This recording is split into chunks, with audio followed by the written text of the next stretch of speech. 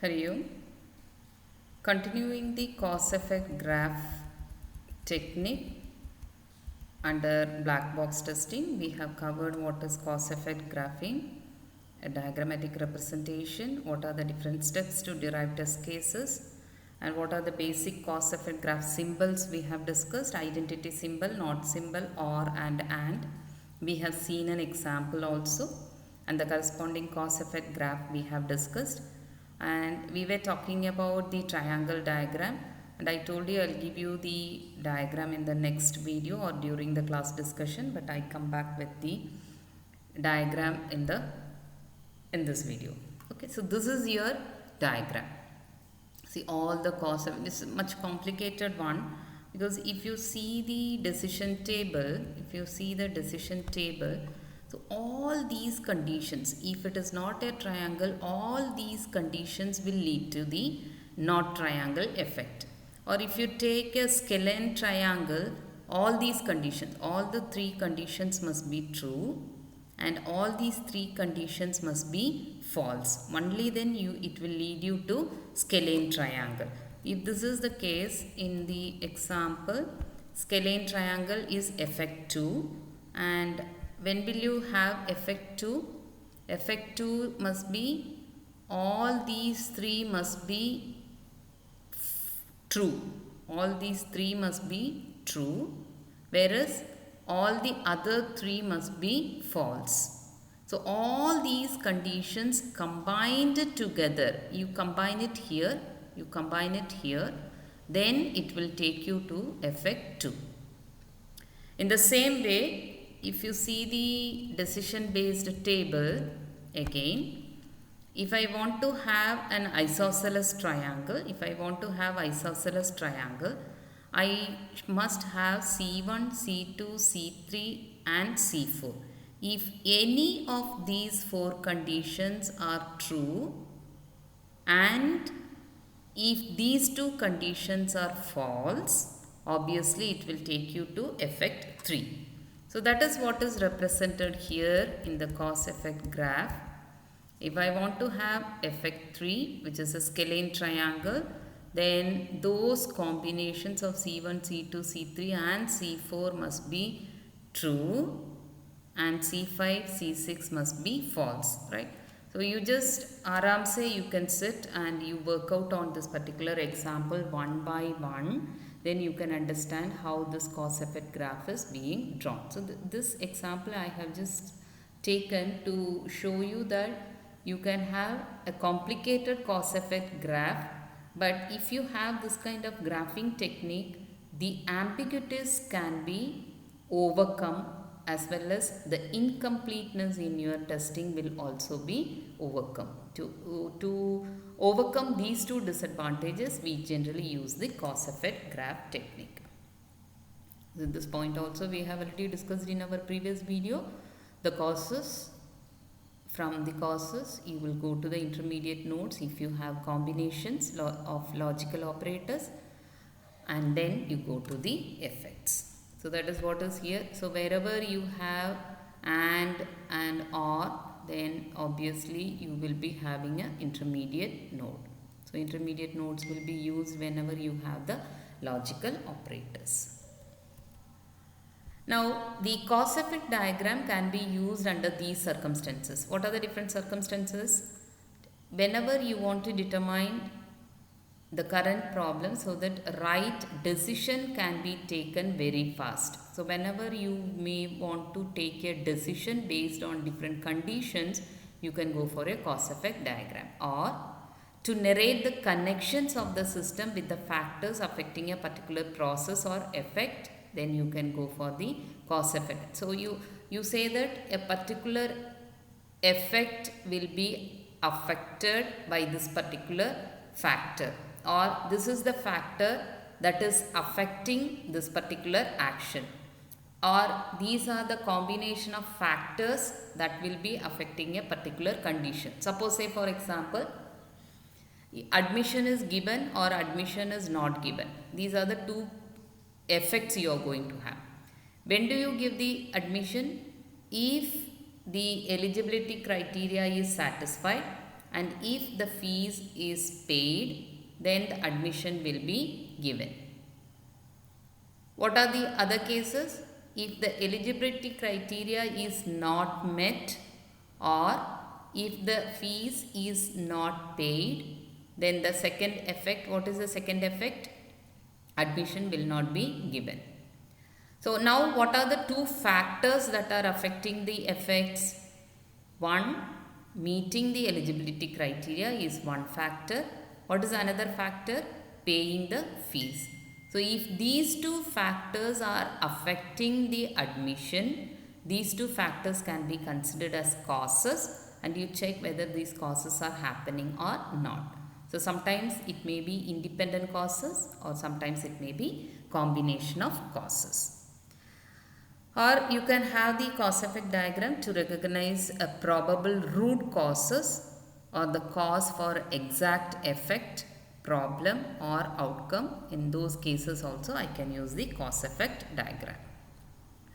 Now what are the benefits of using the cause-effect diagram? It finds out the areas where data is collected for additional study. In those cases it is very advantageous. And this is the one that creates easy to read format diagram for cause-effect relationship. Wherever you have lots of causes and effects, so this diagram gives you the relationship between them. And it points out probable reasons of difference in a process and to learn more about the factors and how they are related. So if you have list of factors affecting a particular effect or action, then all those factors and the action relationship can be easily identified. Then it also helps to decide the root reasons or root causes of your problem or quality using a structured approach. So these are the benefits of making the cause-effect diagram. Now, apart from all these things, we are going to talk about another situation where in most programs, certain combinations of causes are impossible because of syntactic or environmental considerations. Suppose, say for example, you may say that there are two causes, cause 1 and cause 2, but you are sure that if cause 1 happens, cause 2 will not be there in the system, or if cause 2 happens, cause 1 will not be there in the system, or it should not be there in the system. So these kind of constraints if you want to impose in your problem or in your program, then we go for constraint symbols in the cause effect graph. So this is the third step. What are the different steps for deriving test cases we have seen? Identifying causes and effects that we have seen as an example, how to list the causes, how to list the effects. So once you have the list of causes and effects, what do? You go for drawing the cause-effect diagram. That also we have seen how to draw a cause-effect diagram. Now the next step is, once the cause-effect diagram is ready, you have to impose the constraints. When do you impose the constraints? You have lots of combinations, and in those combinations you may want to specify some of the causes does not happen together.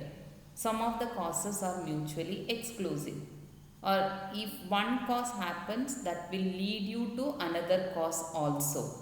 So these kind of conditions you want to specify in your program, you go for the constraints. So let us see what are some of the constraint symbols used.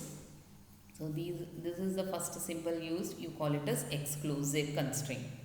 E is the exclusive constraint, that means C1 and C2 are causes. E is the exclusive constraint. So what do you mean by exclusive constraint?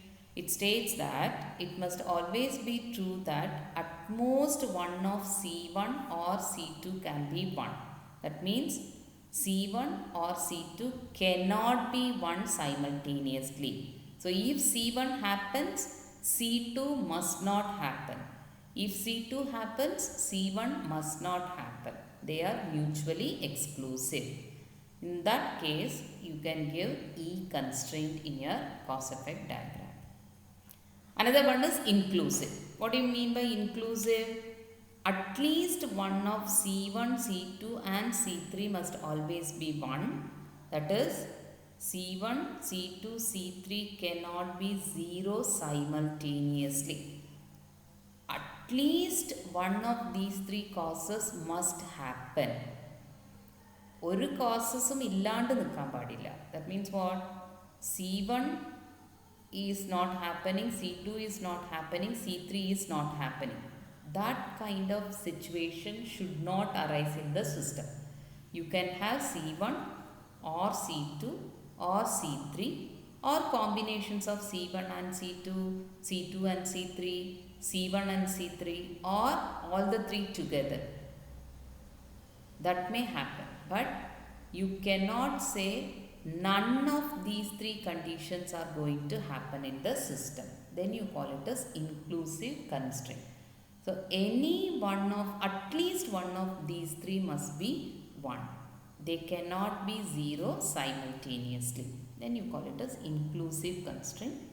Then you have two more constraints called as one and only constraint and constraint R. So in the one and only constraint, that is one and only constraint of C1 and C2 must be 1. It states that C1 and C2 must be 1. So both are together. Together they are going to happen. This is something like your AND condition. That is,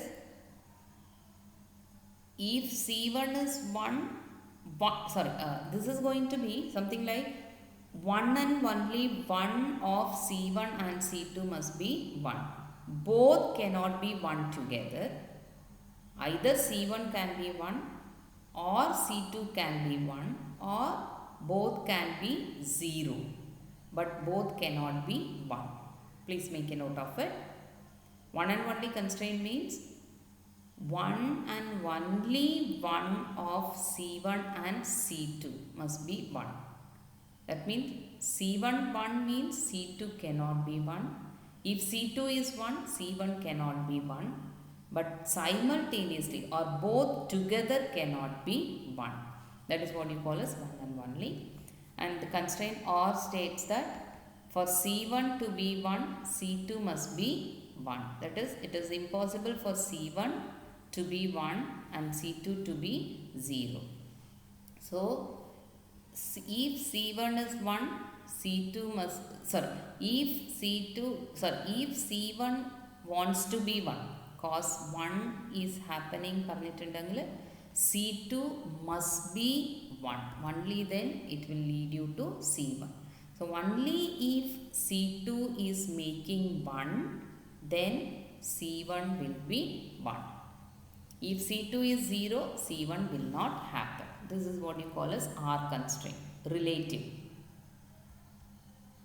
Another constraint, sometimes see, all these constraints what we discussed, these constraints are imposed on the causes. All these E, I, O and R constraints are imposed on the causes. In the same way, you may want to impose a constraint on the effects also sometimes. So for which one of the constraint that is used on the effects is called as masking constraint. So here when you use mask constraint, if effect E1 is 1, then effect E2 is going to be 0. So if E1 happens, E2 cannot happen. That means E1 is masking E2. So if E1 happens, E2 will not happen. That is why we say if E1 is equal to 1, E2 is equal to 0. It will not happen. You call it as masking constraint. So these are the different constraints that will happen in the case of cause-effect graph. Now let us go back to the example. What is the example we discussed here? This is the simple example we have taken. Column 1 can have value A or it can have value B, or if it is having any other character apart from A or B, then you are going to display a error message. Okay. So what happens now? If this cause happens, if C1 is equal to 1, C2 cannot be 1. Column 1, if you are going to have character A, you cannot have character B. In column 1, if you have character B, you cannot have character A in column 1. So what happens? They are exclusive causes, right? So what you do? C1 and C2 you are going to represent with exclusive constraint. So this is one example you can have, and other constraints you can go through and you can understand how these constraints can be used in various exams. Please go through your textbook. You have lots of examples there in your textbook regarding the constraints. So this is another example which we have gone through. Now what happens in the different steps for deriving the test cases? The first 3 steps we have covered: identifying the causes and effects, identifying the semantic content also we have seen. Based on that we have drawn the cause effect graph, and then we have imposed the constraints also. Then what you have to do? The graph must be converted into a decision table. So taking the example of this and the cause effect graph. This is the cause effect graph for the triangle problem, and this is your list of causes and effects. Then you go for drawing the decision table. Once you have drawn the decision table, you can go for deriving the test cases. We have seen from the decision table how to derive the test cases in our previous video. So with that we will have all the test cases using the cause effect graph. So in the cause effect graph, what we do, whenever you have combinations of conditions to be imposed in your system, go for cause effect graph. First you list the causes, list the effects, then find out the relationship between the causes and effects, then put them in a cause effect graph diagram. Then you impose constraints if any. Then you draw the decision based table. Then you can derive the test cases.